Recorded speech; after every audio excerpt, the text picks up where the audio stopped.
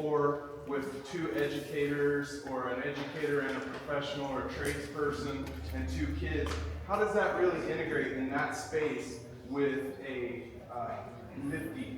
Okay, we'll take that on. You know what I mean? Yeah. Yeah, I do understand. I think it's a challenge, and I'll take it. We'll take that on. Okay.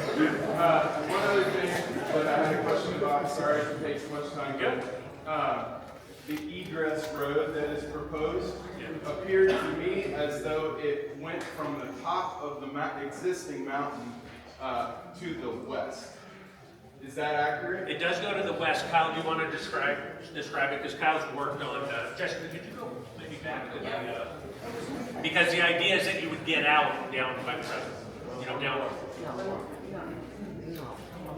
Here's where the gate is up. The gate is off of 212 right now. Right? The existing road now goes up to the top of the mountain. This is the 4 corners. If you take it right, it takes you out to approximately where the existing cabin is. Now if you keep coming straight down, then it adds in, and this is the area down here that we got the easement from the Rossi. Actually, the map doesn't take you all the way to 131, but it takes you out to 131. The intersection is down here somewhere. And the idea in an emergency is it would be opened up all the way. Sure, but thank you for pointing it out. Yeah. Thank you for walking me through it. I appreciate it. It sure appears as though that would only functionally benefit people who are high on that mountain already. Yeah. So there's a whole bunch of community, clear back up in here, right?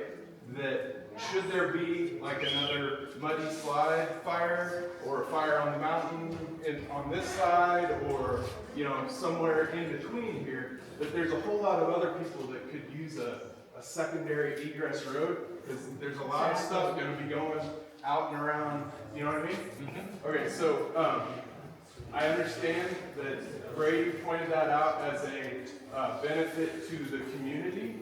I think it's probably largely a benefit to your development and the folks involved. And I would just maybe ask, beg, plead, whatever, that maybe we take it a little bit further and actually truly benefit the rest of the SPOA community with some other solution besides that, if that were at all possible to do. We'll take that into account. We'll work on some scenarios of disasters, fires, landslides, whatever they might be, and look at how it can benefit and take your idea into consideration. If you would be willing to stick around for a couple minutes afterwards and talk with Eric about your idea of how what areas it's not. No, but I do have an idea about what it doesn't do. Okay. If you would just share that a little bit specifically with Eric, then we can get our engineering team. Certainly. Be happy to do that. Okay. And then I guess the last thing, this is just a statement, and probably maybe what some people might be thinking. You're getting a lot of questions about the ski area and our ability as a community to access that. And I think there's this underlying there's this underlying thing that a lot of us had when we bought property here that was like, hey, maybe someday, and if we're at this point where someday it's here, but it ain't you, Okay, thank you. Yeah. One other thing that we want to look at, it's not just for our community, but emergency services beyond fire, like medical facilities. Sure. So we would like to talk about locating a community medical facility that everyone in this area can benefit from. We can set up a solution. You're in a tough position. You can't win at everything here. I get it. So Thank you for your feedback. Thank you. How's it going? I'm Wiley. I have 2 questions. One, is there a version of this for the golf course? Like, does the project work if you don't do the golf course? And my concern is, you guys are doing a lot of mitigation, but potentially do reputable harm to the upper river, which affects not only Stagecoach, but is there a version where it's just a ski area, or you guys walk away and say don't do it? You can't do golf course as well? Well, when we looked at the Stagecoach master plan and the Yeah, Ralph been County on there for master a long plan, they time. talk about it as the golf area over and over and over, so that's interesting to us, right? We think the golf is very interesting. Steve, you might want to add a comment? I mean, it's, the way we build golf courses is much more environmentally sound and sensitive than the 4,000 homes or 2,000 homes or 1,000 homes that could easily go there, and that's the only way that that land is economically viable. If we don't do something that preserves that open space corridor, and hold us accountable to building it the right way. I mean, we have built a number of these, and we want to protect But I the guess reservoir as much as you would also look back in history and say, that has gone wrong and watersheds have been harmed or destroyed based on, maybe it's not you guys, you're not the ones out there with the shovels, somebody doesn't do it right, and I guess I'm wondering if it's all or nothing, or if you could be happy with just the ski area and the golf course is a later phase or something that never happens. We haven't really looked at it that way, but we, in humbly speaking, because we have completed many golf courses and we've studied the science of how they work, we are committed to doing it well, so that it's not only not impactful, but it's actually an improvement, right? And we've been able to show that with scientists, that it's actually an improvement. But we haven't really taken into account whether it's a go, no-go, with or without the golf. All right, second question. I appreciate you guys doing a workforce housing and teachers like this. We all have houses, right? And we all just got a huge tax increase, which is great. Everybody's property values going up, but that's how people get priced out. Have you, and I appreciate that there's a huge tax benefit to this.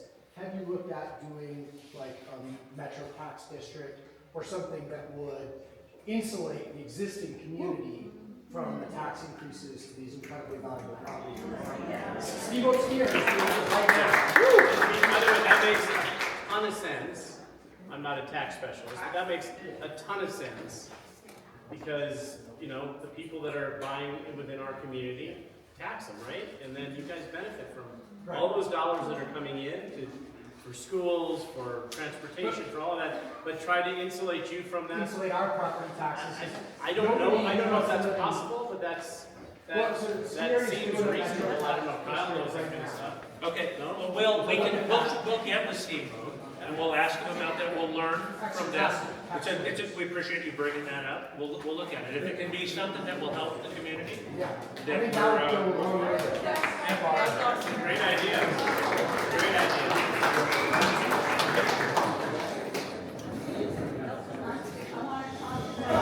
The golf course being too close to the reservoir. That's way too close. Okay. Kyle, Jessica, if you go to the slide that shows the golf a little, 300, okay. So, No, that's not gonna work. okay, so there are setbacks, right, from water bodies. In Ralph County, prior to June, the setback from a water body for a golf course was 50 feet. The Board of Commissioners adopted a code with a new setback rule that's 300 feet, right? So they've increased it 6 times. So it will be at a minimum setback that far from the. Can this map be upgraded? Yes. Yeah, so you can get the feel of the distances and stuff like that. Is that the thing? You make it good, I understand your To concern. me, it's just too close to the reservoir. And it's gonna damage the reservoir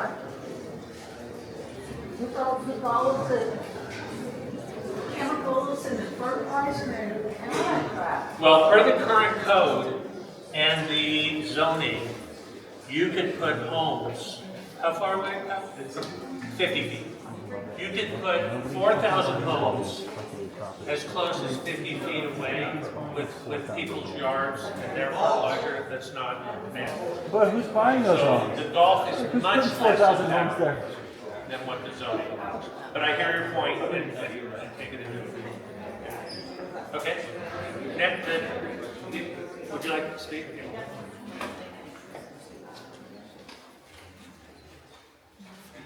Hi, my name's Kristen. I'm a property owner at Jones Peak neighborhood, just right behind here. A couple of questions. So thanks in advance for your patience with me. Just curious if you guys probably already conducted a traffic study, done any infrastructure evaluation of the bridge entering into the community, junction 16 and 14, wide enough and if not strong enough to maintain a steady pace of increasing traffic. Okay, we have done drafts of the traffic study. Eric, that's a good one for you. Yeah, I can speak to that. We've got a drafted traffic study. One of the required improvements is adding a turn lane where the bridge is. So yes, the bridge will need to be widened. And when the bridge does get widened, it will also be evaluated to see if it is structurally strong enough to handle the loads. If not, then that becomes an infrastructure improvement that would have to be done as part of the project. And that would be on the front end of the project, or when it might be? That would be worked out with the county. So we do the traffic study, Roads and Bridges will look at it and give us the feedback like Eric's talking about, and we'll have to come to an agreement. Ultimately, we'll have a development agreement, and within that agreement would be the time. Okay. I have a close friend, originally from Colorado. I've lived in Colorado for about 18 years, and he is an instructor for the Yellowstone Club. Very close friend of mine from working at another resort together as an instructor. He mentioned to me, and obviously I made some phone calls, was really curious about his living situation, housing situation. He lives in the outskirts of Bozeman. He mentioned to me that as an employee, he and his wife only have 1 day a week to enjoy the Yellowstone Club together as him being the primary employee. Curious if that would be the same thing with here? We haven't established the employee policy as of yet, but I think an employee policy where employees get ski days is Sure. something that we would be considering. Okay, But we haven't spouse and family established. would not be able to enjoy the exclusivity of the club. Right. So it sounds like it's a bit contradicting to have exclusivity when you want to create community engagement. Yes. That's, y'all agree on that? So I think what we heard before was we wanted some community engagement with the use of these amenities that are exclusive, but we already are exclusive property owners here. We've already bought into the beauty of living here, and being able to enjoy a day or two around these amenities we've already bought into is what is the community's want. Okay, well, that is what we came here to hear your comments, but we also would ask that you don't discount that we're talking about creating a community gathering area that would be very useful for the area, including the store.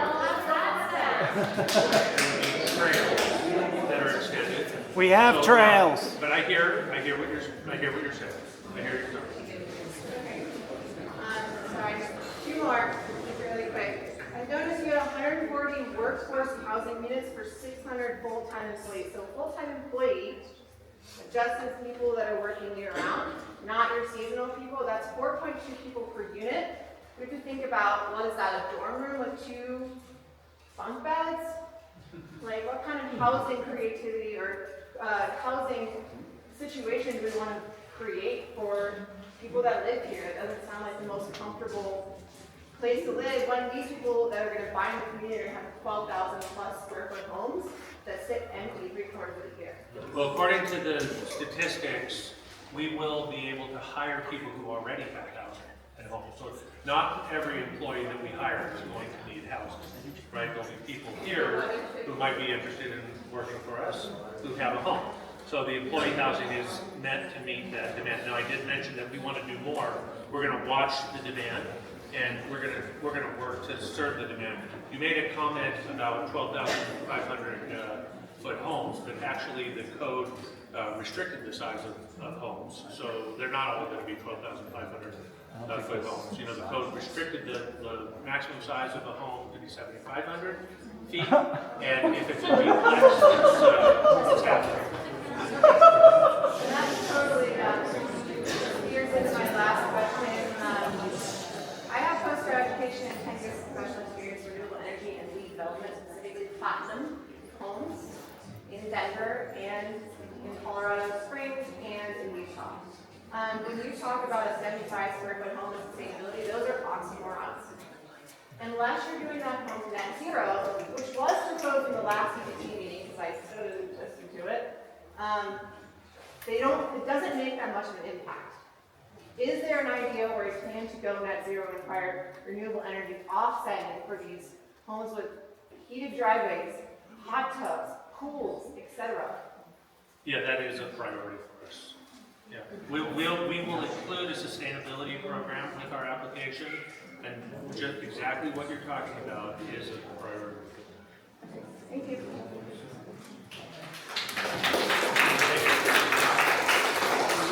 Hi, my name is Bobby Bennett. I live right over the hill here with my family, a couple of children, and one of my concerns tonight was the workforce housing. And I mean, no offense to anybody, in my younger life, I was a seasonal worker, and my concern, I guess, is being close by, you know, a lot of, let's say, seasonal workers that are young, transient, people that, and I've been there where, you know, there's a lot of partying, that sort of thing. I guess my concern is just being in our family neighborhood and then having that kind of change the family safety dynamic of the whole area. Okay. And, you know, I see that there's about 6,000 acres in this ranch. Would you ever consider doing that away from, you know, our family neighborhoods? Yes. Okay. Yeah. Definitely would. Yeah. I appreciate that. And this second question, please mistake me if I'm wrong, but Hallison Hill is one of the, I think it's the longest standing resort in the country, and they do a great community day there every Sunday to ski for free. And I think it's a wonderful thing for the community, and I was just throwing that out there. If you're trying to really build a sense of community here, I think that'd be an amazing thing to bring everybody together on Sundays. Appreciate it. Anybody else want to add anything? Yeah, you go. I just want to. Yeah, so, my name is Michael, and I live just in the Steamboat Valley along Nampa, and, you know, I'm very, I love the water, and, you know, water is pretty much pure as H2O, and I just don't like runoffs from certain chemicals and everything, and so, so like with new roads, it's like big, so salts are sodium chloride that they use to get the roads. Magnesium chloride, so that runs off, and then the fertilizer, or the glyphosate, which is the weed killer. Glyphosate. Yep. And then snowmax. So for snowmaking, the guns are as loud as a supersonic jet, and they are, and the best time to blow snow is between 10 o'clock p.m. Actually, the best time to fire up the snow gun is at 2 o'clock a.m. and that goes till 10 o'clock or till past about 9 o'clock, and that's the best time to blow snow.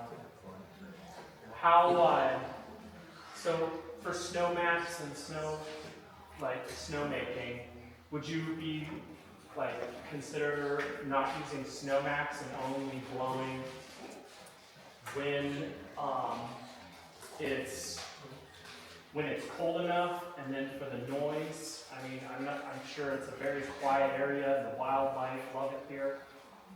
For the noise, how do the people protect their homes from Great question. Yeah, it really is excellent question. I don't have the answers.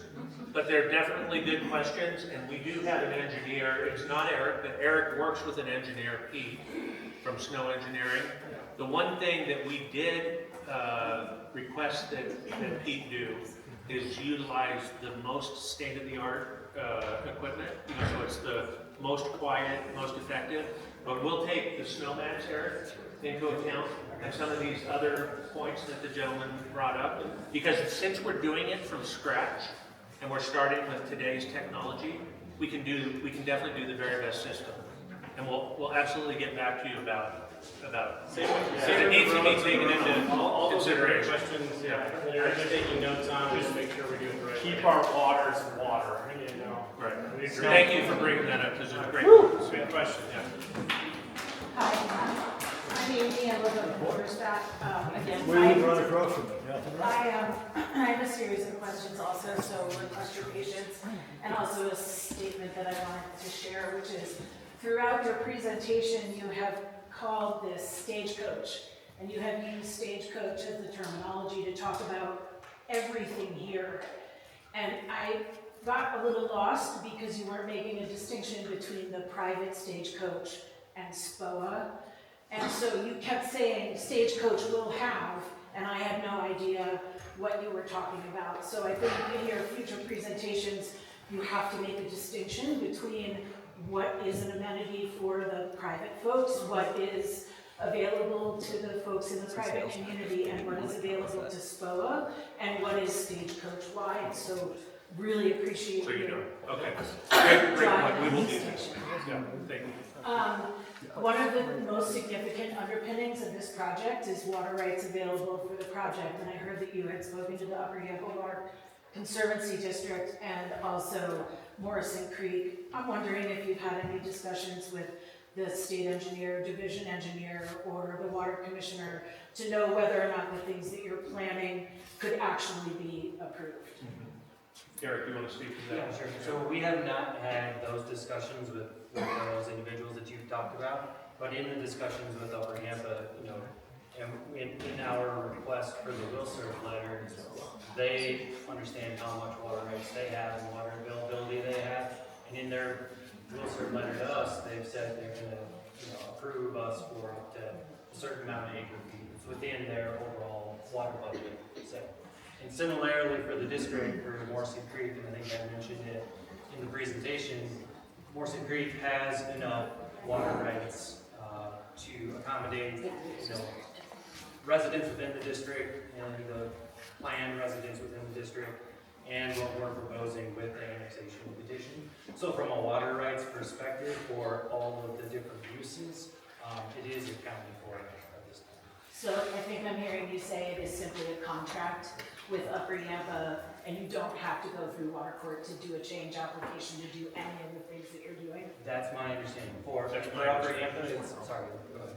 That's my understanding. Thank you. You also mentioned all of the people that you've spoken to on a slide, and you mentioned a migration corridor that you were accounting for. I didn't see Colorado Parks and Wildlife or any wildlife groups in the list of people you've consulted. Did you consult any wildlife groups as you were establishing your maps? Kyle, do you want to address that? I know Kelly. Yes, we did prepare a wildlife mitigation plan that has been in consultation with Colorado Parks and Wildlife. Is it available? It's still being completed. It will be available, I would say, within the next 2 to 3 weeks. Oh, I thought I heard you say you did prepare one. It's still being finalized with consultation with CPW. You got to present it to them. Okay, so It's like the traffic study, which is what they call penultimate. It's like based on the current assumptions, but it isn't finalized because we haven't put the application in.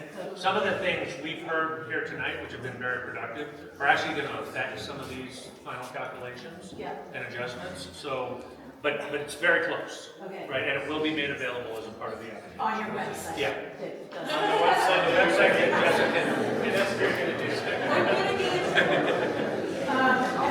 And then the last question I have is that you said this isn't Yellowstone Club, that this is designed to take the flavor of this community, and I didn't do any comparative analyses between what you're planning and Yellowstone Club and what happened with Yellowstone Club and the surrounding communities.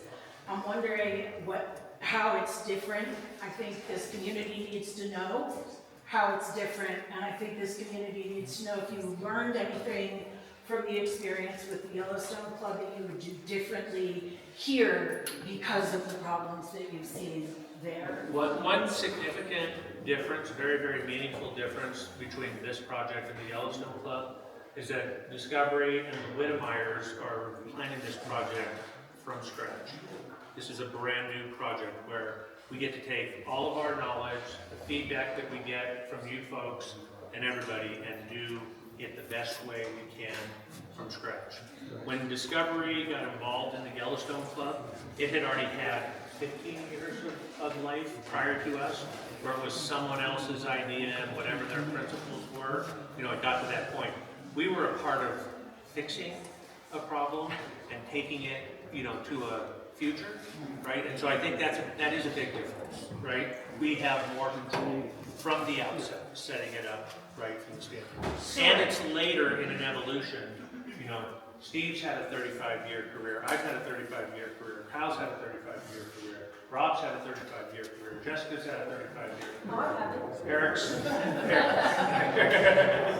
So we're taking all this knowledge and experience of the teams, and we're, like Steve said, this is the most important project for us, and integrating that into the plans so it can be the best. And to add to that, we didn't have the opportunity to hear what our neighbors' concerns are like we're doing tonight.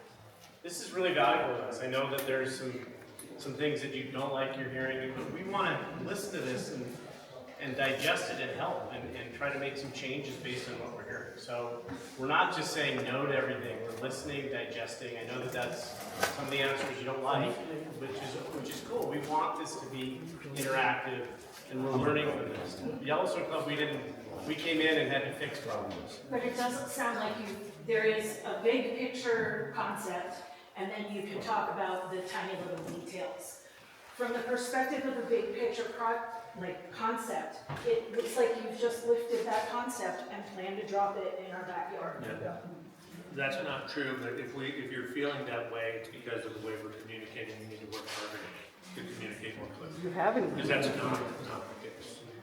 We have not copied it, lifted it, not. So I understand you have 35 years of experience, 35 years of experience, and not 35 years of experience. That's what you said, but what's different? The master plan, the foundations, the principles, right? The integration of the trail systems, right?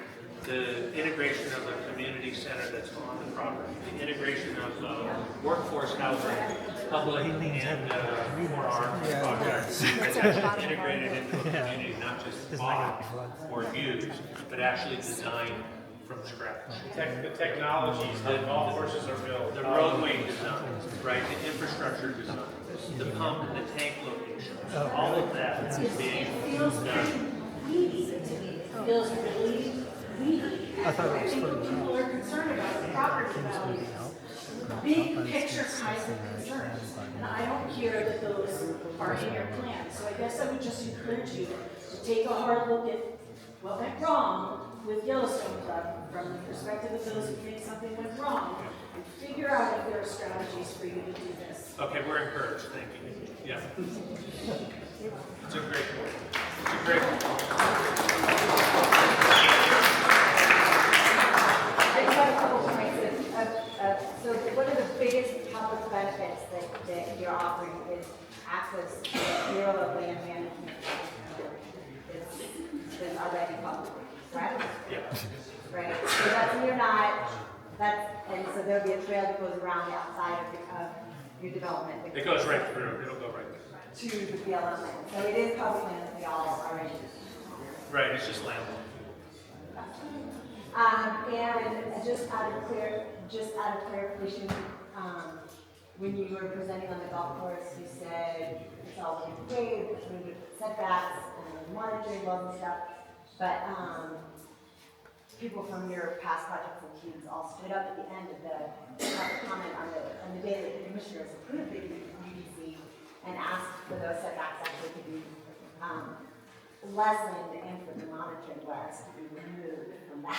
I can speak to that. Yeah. So it's an important point, because It is important, because it's not what was on your slides. there's an important distinction. So when the county talks about setbacks in the golf section of their code, there are two areas that they talk about.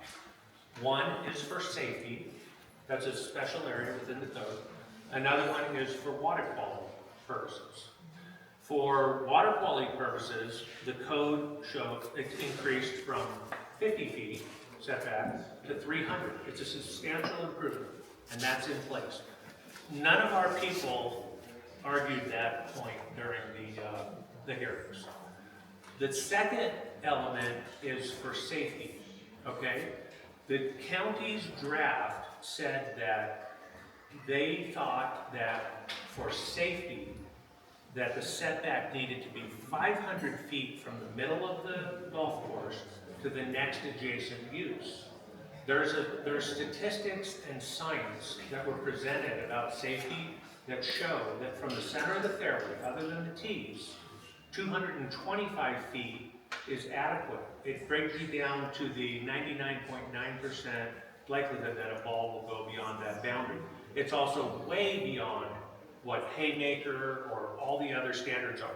During the Board of County Commissioners, the point that was being argued was that if they set the code to be 500 feet for safety, which is way beyond what's necessary, it would encourage not building a golf course on the edge of the reservoir, but instead building homes, which can be actually only 50 feet away. So the point was, wait a minute, let's be safe, but let's not be so safe that you encourage some developer to plot homes all against the reservoir like the code says you could, but instead encourage a nice open meadow of golf that can function as a filter for the runoff. And that's the distinction that it thinks is important. It got missed. It got missed. At the hearing, it got missed. And are you still requesting the removal of the monitoring wells requirement? No. Wait, let me take one point at a time. We are still requesting that they make the safety requirement 225 feet, which, by the way, all the commissioners agreed to, right? They were on concurrence with us on that. Regarding the monitoring wells, someone's got to help me. Eric, do you know what the... Oh, So okay. listeners. I know what it is. We did not request that the monitoring wells get limited. I do know this one. There's a tool called a lysimeter. It's an outdated tool from like 15 to 20 years ago that you put into the well and it reports the reports. The current state of the art, which has changed and evolved, and this comes out of Cornell University, where the very most expert golf water quality experts are, Marty Petrovic, PhD from Cornell University, has established this, is that they want to take samples from the well and test the wells, not rely on lysimeters because they're not reliable. We are just suggesting to the county, in their code, have a integrated turf health management program that requires testing of the wells for water quality, but don't require lysimeters because they're outdated. That's that situation. And I have one more quick clarification. This might be for Chris. The 47 units, the 47 home sites are part of the South Shore SPOA subdivision, and you're splitting them off? Can you explain that?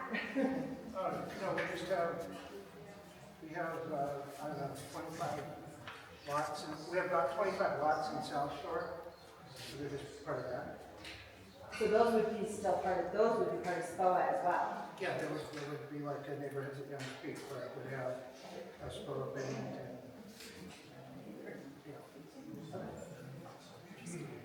Thank you. Hi there. I think I'm going to make a suggestion for some clarification. I think there's a lot of tension, and I think a lot of it comes from saying our community, our this, our that. But I think there needs to be a little bit more black and white. The private resort, the private home sites versus the home sites that are going to be available to Joe Schmo, us here, which I think is very different. Then the workforce housing sounds like it's going to be high-density apartments. And I'd say that's probably not what this community would want. You know, yes, we want housing, but we have family neighborhoods here. Why do we have to change that into high-density workforce housing for your employees? Sure, put them up on your mountain, your private home. So can I try something real quick? Okay. I really like your point and your question. We've lost a lot of people, it's getting late, I know. But among the people in the group, maybe a show of hands, would you prefer to see the workforce housing integrated into like a 12-acre area where it is higher density? Or would you prefer to see the workforce housing spread out more into larger homes throughout the community? Because you're kind of suggesting. Oh, I don't think a Lyft is going to be able to afford a single family home. But I think there needs to be some clarification of the separation between the exclusive club and then what you're providing for the community. Okay, so let's try it a little different. We don't need to do a survey. But why don't you say what your recommendation is? Well, Let's listen, because I think it's important. By the way, we have thought about putting workforce housing spread out more throughout the community as opposed to clustering, right? There's a lot of different concepts about workforce housing, and integrating a clustered approach is one of the popular ones today. But I really am interested to know what you're suggesting. The homes that you're going to provide for teachers and all of this. Yeah. We just went through a terrible thing in the county with ground transfer. So Okay. we're prepared to go. Right. But that the high density is probably not what we're after. I'm not speaking for everyone, but I don't want to see 4 people and I don't want to see a Walton Pond out here. Yeah. I don't want to see fentanyl and drug use out here. I don't want to see that kind of attitude and atmosphere out here. Okay. This is our community. Okay, so I'd like to make sure can I repeat what I think I'm hearing? So you're not saying that there's not a place for the high density, but you think you need both. Like lifties and people of that nature who need to pay less rent might need higher density, but then for families and homes, maybe that needs to be more spread out. There needs to be a separation from saying Okay. what you're providing for the community, speaker housing. I don't know how that is. I think that's greatly close to that. I don't know how it fits into your plan because I don't know how it fits into that. But I do know that you're going to benefit from selling the mega home lots and all these other lots, which is great. But I think there just needs to be clarification. Maybe make the lots purple, the ones that come with the membership to the store, the $22 million lots or whatever they are. You know, make that difference. Okay. Well, thank you. Confusion of what's available to the community and what's part of the exclusive. Very good, thank you. And I Very good. We appreciate it. I know, I'm back again, and I have a big mouth, so I'll keep it like really short, and I appreciate everybody staying here to the very end and listening to me one more time. You know, I've heard community a lot from you guys here out in the crowd. I've heard community a lot from you. I think we're talking about 2 separate communities. When I look at this map here, I see one community for the very rich. And we're not talking like the millionaires. We're talking like the 0.01% rich, right? And then we see the community, these members here that have lived here for a really long time, that bought into SPOA because of all of the promise that it had. I see you making a completely separate community. The community center that you're building here, the millionaires aren't going to use it. They're not going to go there and spend their money there. They're not going to go to the local communities and spend their money in the local communities. They're going to buy their houses. They're going to fly in with their helicopters. They're going to land with their private planes. They're going to spend a wonderful weekend in their modest 7,500 square foot homes, right? Sorry, they could be 12,000. And then they're going to leave, right? They're not really putting their time and effort into the SPO community that all of these members did. So when I hear you say, oh, this is going to be private, and this is going to be private, but hey, we're going to build you one trail, or maybe a few trails, and a Nordic track to go through this land. I really see you separating yourself into those that have, and then those that have not, but have been really, really trying to make this community grow. So yes, you're bringing in a lot of money, you're bringing in a lot of taxpayer dollars that we all would want to have, but you're separating yourselves and you're not part of this community. So that's what I would really like to say, and I really hope that I coalesce everybody's thoughts.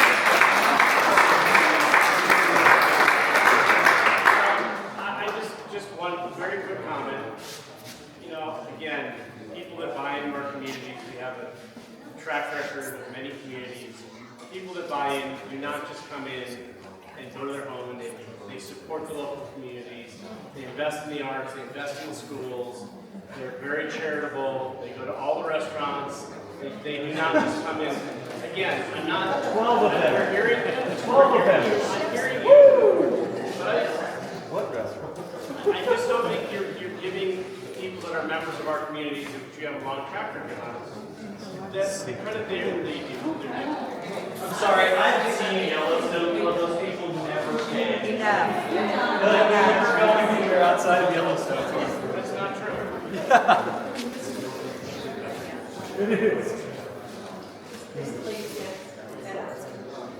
Hi, my name is Michelle Baxter. I've been in this community for 37 years. I worked on the ski hill as a ski patrol. I have skied at ski hills since I was 4 years old in 1969. I wanted to spell a few rumors that I've been hearing over the last year and a half.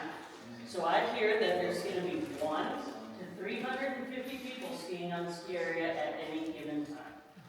Is that correct? And those are not the counts.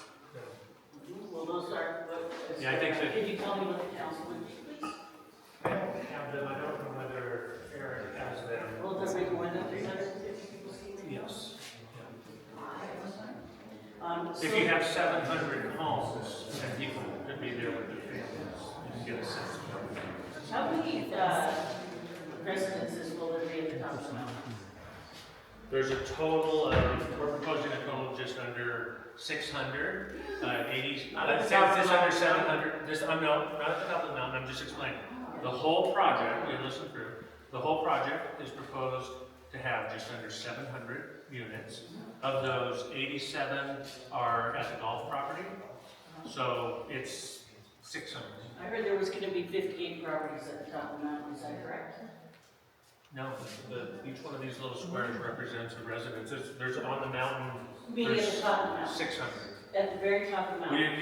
It's hard to maybe you could ask them to get to the point, because Well, anyway, so there's 58 residences up there, and we have a... there's many more than 58 residences up there. Okay, well, I'm just telling you what the rumors are going around. Okay, So that's a fault. That's why I want to Yeah. bring this out, if there's going to be more than 58. There's several hundred. At the very top of the mountain, there could be several hundred. Yeah. Okay, so then you have this road that comes down through here, right? As your access for your emergency access, Yes. correct? And then there's gonna be a firehouse at the very top, correct? A substation. A substation. Will that substation have a route to come down into this community? Are they gonna be able to come down here and serve this community? Yeah. Okay. Yeah, absolutely. The idea is that they would be Oak Creek Fire District employees serving Oak Creek, serving their district. So is the Oak Creek Fire Department is a public agency, correct? I would like to know how a public agency can also be the ski patrol for a very elite private agency. I'm not trying to stir it up, I'm just asking a question. Yeah, they're off hours. Like in the winter when they're not fighting fires or when they're off. We have fires here. Yeah, but when they would be when they're off. I was just wondering how it would make. And we'll work on the program Active is right, but again, we're going to be hiring ski inspectors I do have from the local community too. I was on a farm across the street, and my property is directly adjacent to the I live right above it, right by the gravel pit right there. So in the last 3-4 years, since you've been starting to do the work on the mountain, the traffic on 14 and the traffic going up to the gravel pit has increased tenfold. It's enormous. are you gonna do anything to mitigate that traffic and all the noise that's gonna come to the community with all this construction? The snowmaker had a valid point, the noise issue at night. I'm just trying to bring these up Yes. so you think about this. Right, good point. But I was not invited to this event right here, and my party wasn't outside of SPOA. There are so many people that live outside of this area, Oak Creek residents, there's attached residents, everybody going on. team is going to be affected by this. So 2 there hours. really should be some sort of public notice that you're gonna have these, public meetings that are gonna be on Zoom or here, so the whole community can, Yeah, so I'm furiously taking the day. Great point. We will work together. Yeah, I called him last week and This I'm sure he was project coming. I right was like, here, oh, yeah, you're saying that there's $5 to $15 million, right? That's just for the land and buy into it, right? My property values, I will not be able to afford that, and I love my house, and I love my property. And it's making me really sad to think that I might not be able to live there anymore. I just keep waiting for him to My come. property values, What are we We're doing it? tax. This is all just for fucking show. Yeah, this is all just for show. I might have to cut that part out of the video. People are gonna hear me say We can that. also work with the county assessors. That was just some random person walking by. That wasn't me. Those properties are your properties and have them be assessed on a basis.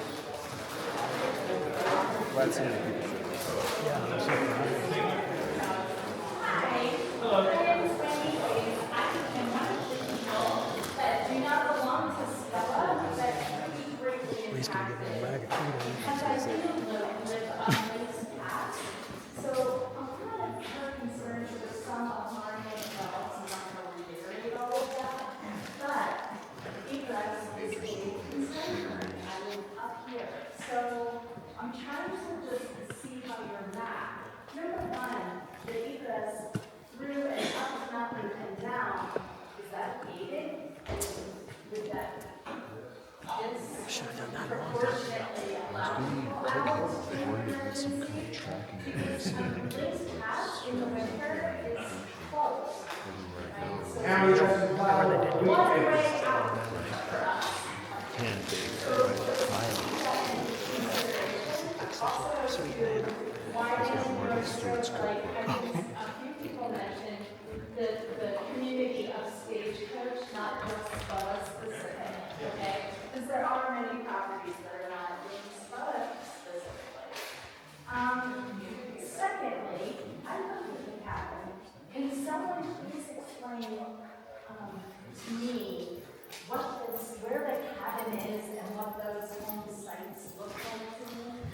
And then look at how beautiful that is.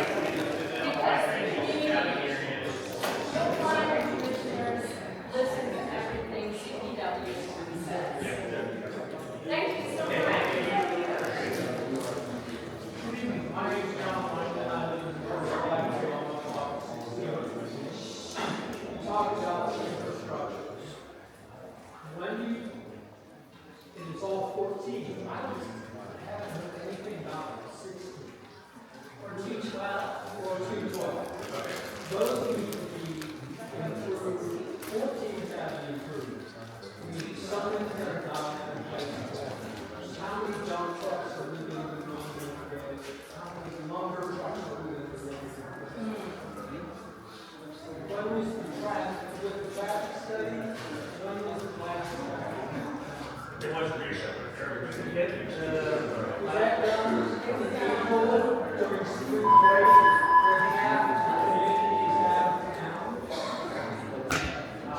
No, I don't have an exact date. I know we did this last year, and that will be published in the traffic study. So, because 14 is probably the most serious calendar. And, you know, yeah, you guys talk about tax base.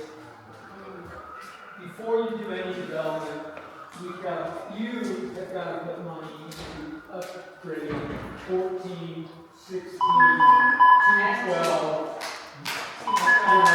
We can't wait 30 years until you're giving the county $33 million a year. It's got to be upfront capital. That's a great point.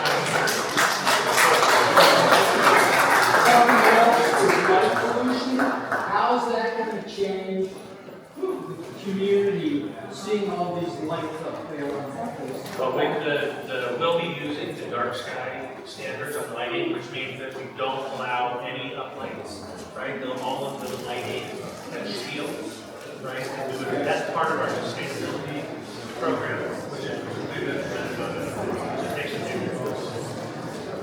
we learned about that working in Hawaii near when they do the observation. Rainbow dredging that side is doing this skyline and submit to the county so that the corridors and the channels are all studied. What's up, man? You record all this? It's all 160 minutes of it. And counting.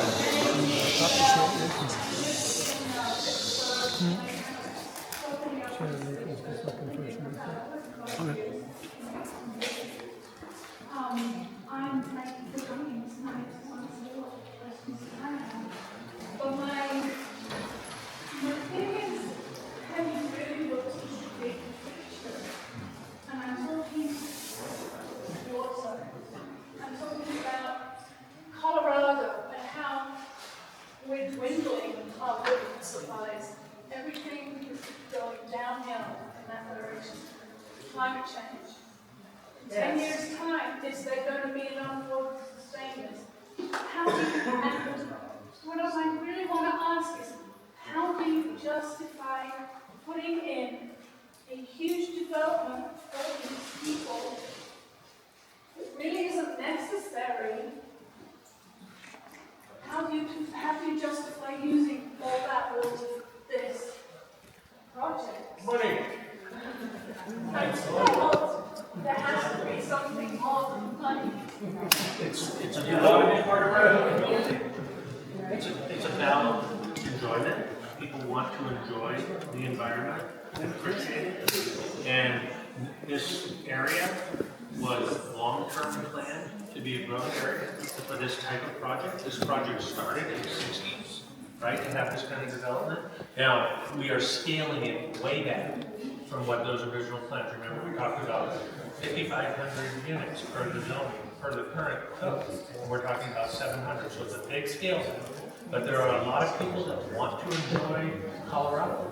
They want to be on the western front, and they're very serious. And I get everybody's comments, and some people want to put, people into different classes just because of their wealth. I understand that, but they're not necessarily bad people. I lived through a hurricane in the Bahamas, category 5+, largest hurricane ever in the Atlantic, went over the Coast, and when it hit, the homes were nothing but twigs, washed up against the edge of the shore. And in immediate response to that, the members and the homeowners within our community said, we got to help this area come back. They funded immediate evacuation. It's not they all the time, but it's Bahamas. They funded evacuation. They got their friends who had hotels to provide temporary housing. Then they did fundraising, and they funded $17 million towards only rebuilding homes outside of the project. None of the money was allowed to be used on the homes that were within the project. it all by charter was managed to be new roofs, new frames, new structures, new schools. And the point is that people want to enjoy this beautiful place that every one of you enjoy, and that's the reason. We're having in Colorado with our water sources and our water shed. Well, you make a great point. I absolutely agree. Okay. Yeah, that's a great. Thank you. One question. What kind of environment, I'm kind of versed in federal law, federal lands, and environmental impacts that they are subject to. What kind of environmental impact studies are you guys subjected to? And will that be made public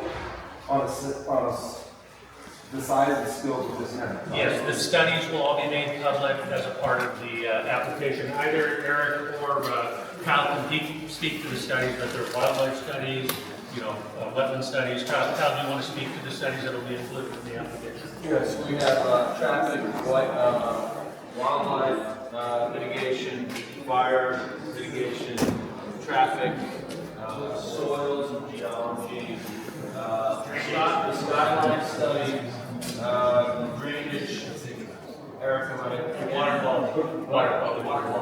water quality. And they're public. And they're They'll all be part of the all application. They'll be closed to showing potential impacts. Are these studies involved with like their proposed wastewater use and the impacts on existing watersheds? Well, we're going to get wastewater service from Morrison Creek. Right, but they're proposing to use that on their golf. Yeah, that will be taken into account. Right. If we're able to do that, remember that was an opportunity, and I hope that we get to do it. If we are able to do that, we'll have to. Right now, it's enough right into it. Yeah. Right. But we're talking about way more. Treated water being used. And if we're able to do it, we'll have to provide it.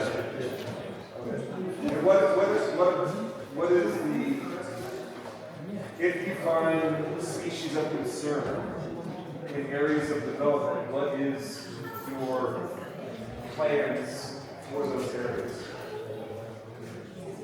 Kyle, do you want to speak to that? It's consistent with the wildlife standards. Yeah, I mean, the wildlife mitigation plan shows, I'm not the wildlife specialist, but it does show, particularly as it relates to the habitats that are up on the hill, relative to the elk having. The other species of concern, which is down by the golf course, is the grouse. And both those are currently being reviewed by Colorado Parks and Wildlife, and have identified, particularly on the mountain, some mitigation measures.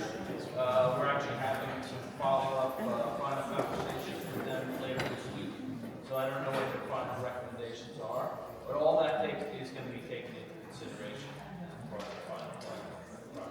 And then just as a follow-up question, we all have to, as the public now, access Ridge from components. That's the only access we have available. But your property will border a gate that is accessible on the top side of the property where that ground line is, right by the Rock National Forest.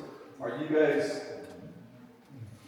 pursuing with the Rock National Forest to gain access for more development through that gate to the National Forest? We haven't looked at that, but we'll put that on the list for consideration. Well, I don't want that you guys have exclusive rights to public land that we all have to drive all the way around to go to. We don't have any rights to that. We're saying we'll look into it if we can improve that. We don't have any rights to that. Right, I mean, it's just a special use permit that we Because have we're to go through. neighboring property, we can't go up the trail system.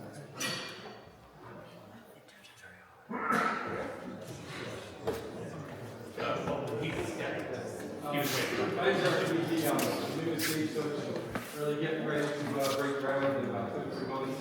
I got a question about the Duracell store in the golf course. You can bring up that slide. So the area that's highlighted, the lots of homes on your South Shore? Are those allowed to be single family, multi-family? How many stories? How high? Those are single family, but to meet the county code restriction on height. Two-story.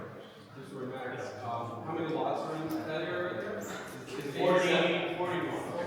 There's 41 on the South Shore, and there's 47 in the golf course. Thank you. For your employee housing and that, what are you proposing as far as buildings there? Is it like a 5-story apartment, is it 2 stories? Kyle, you want to describe it, because you've been working with the planner? The maximum is what the code allows, and the maximum height for multifamily is 50. That's looking right up my front door. It was nice that you guys did this presentation and all that, like, I know people are looking at this, you know, that you're talking about community, all respect and that, but you're destroying this community. It's gonna be 2 separate groups, it's gonna be the haves, and there'll be the rest of us here. Stagecoach has changed forever, and for people who've been here for a while, it's probably maybe time to leave. Just comment back to the golf course proposal. We pulled that out. So the comment you've made several times, you're presenting this as a benefit or alternative to building what you could be allowed to build, which is 4,000 or so homes, you say. Well, I think we both know there's no way the county would let you build 4,000 homes there. And I live in a subdivision, Eagles Watch, my name is G.E. Jewell. That subdivision has had sewer and water service to it since day one. There's still at least 20 empty lots sitting up there. So I don't think you could sell 4,000 homes there in 20 years. So the way you're presenting that is kind of a con job. There's no way that you would ever be able to build 4,000 homes. The rich people So do not present that as a compromise. The best way to maybe come across as a benefit to this community would be restraint. Restrain yourselves from developing that entire area. Leave it the way it is. Yeah, yes. Call that preserving instead of pull up your big development map, please. If you left this alone, then all of this that you're calling preserved land, you could have preserved land that the community would maintain open space as is. You would not harm the wildlife. When you say there's ways to mitigate the impacts of that, you cannot create sagebrush habitat. You can't do that. So when you say you can mitigate that, that's not correct. You cannot create sagebrush habitat for the wildlife that's in there. I appreciate your comment. Nice. Mike Josh, I waited till the end because this is kind of personal argument with it. Over the last how many years, Chris has been nice enough to let us use his property to store our dumpsters and as a storage area for people with boats and stuff. Is there any plans to take that away from us? Do we need to make certain plans now? Where we're going to put our trash? Where we're going to store our stuff? I hadn't heard towns at all. Like your maps all show everything, and there's a little tiny neighborhood that's our town. We're right smack in the middle of your big plans. And you know, a lot of people are like, they're going to buy us out, they're going to tear them down, they're going to turn them into building housing. So if there's lots of rumors, I want to know if there's any plans for that, and are we going to keep our trash and storage? Yeah, I hadn't heard that, that particular aspect, so I know that's something maybe Chris, but in addition, Chris, before you respond, I know that Kyle's working with the planners in that area, and if there's a constraint or a need or a demand that you have in mind, you can share that with Kyle, and we can discuss that with our planners. So Chris, you want to make any? Yeah, I think, we're very aware where the dumpsters are, and, we just have to make a plan that very, I mean, I'm about 99% sure it's gonna have to go, because it's right smack dab at the community. yeah, but it's, If you go to another community, refuel or yeah, I mean, reuse area. someplace right in there is. Recycling and all that, we've done that. Help us maybe you can stick around and talk to Cal, but help us understand the need, right? And maybe we can get that integrated into it. Yes. Okay, thank you. Okay, looks like we're wrapping down for This gentleman had he wanted to see a map.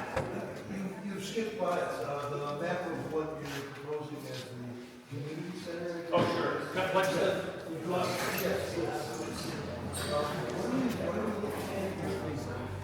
This is a blow up of the base village. So we've got 212 right here, right? The black line represents our property line. This lift right here is actually near where the tower is that's out there today, where the old lift was.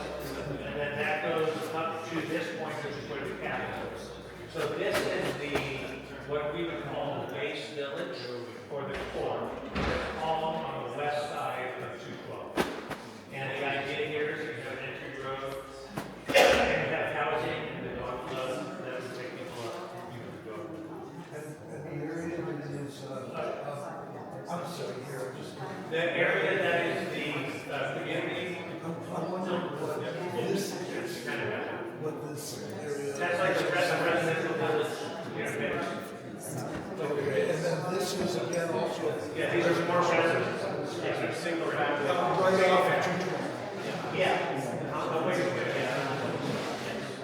Because this winds up. Hold on. That's about 700. Yes. Go ahead. Yeah. Okay, great. Okay. Yeah.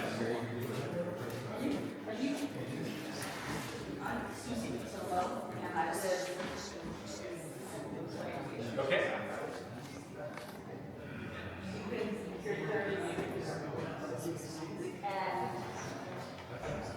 Everybody drives on 212 way too fast.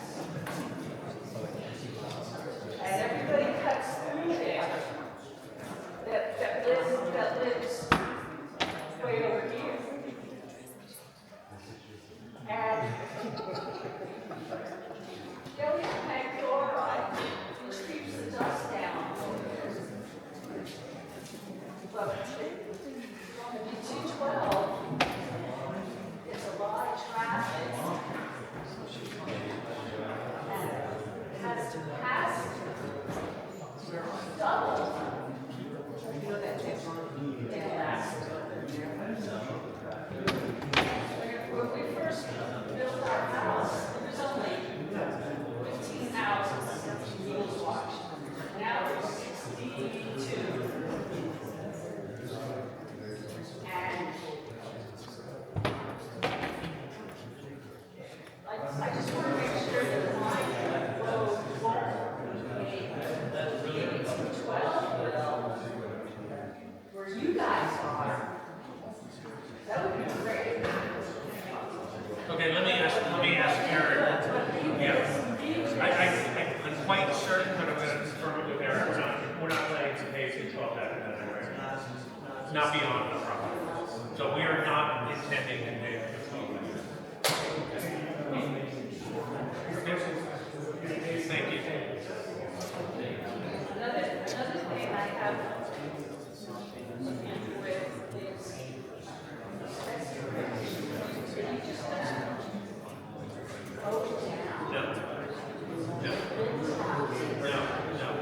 is The Stetson Ranch, we're talking about 8 homes, 7 or 8 homes.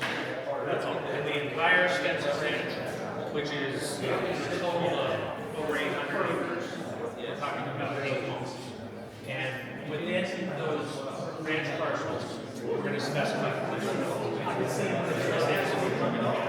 Way lower.